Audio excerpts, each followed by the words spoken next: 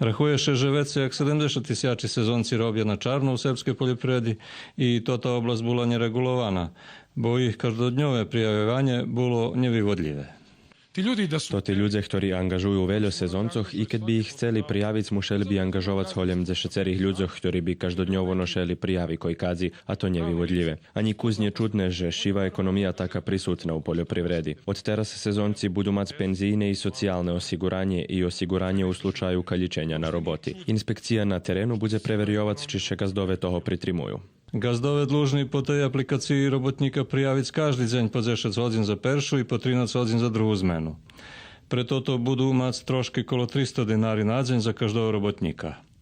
Medzi tým jest obawania, że internetu nie na każdym polu, a veľišej obávajú, že jest dosť parastov, ktorí nemajú súčasné telefóny, pri ktorých toto môže zrobić. Ku tomu to vymáha i do 10 minúty roboty za každú osobu, co za tých, co majú veľa robotníkov, bude bardzo veľké tracenie času. My ще вшеняємо ту культуру toto robić.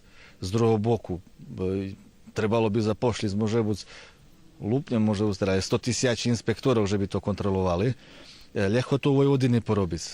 Idete do Serbie po tých brehoch, inspekcia bude oháňať, že kto prijavený, kto nie, keď tam nemáte ani internet a možno ani signál za mobilný telefon.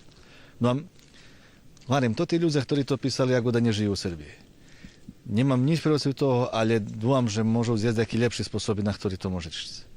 Pre všetko toto i pre vševäkší nedostatok sezónskych robotníkov veľa думаjú, že tot projekt nezažije i že parasti obačlivo zmenšajú povrchnosti pod intenzívnymi kultúrami, ktorí práve i vymáhajú účasť sezónskej robotnej moci.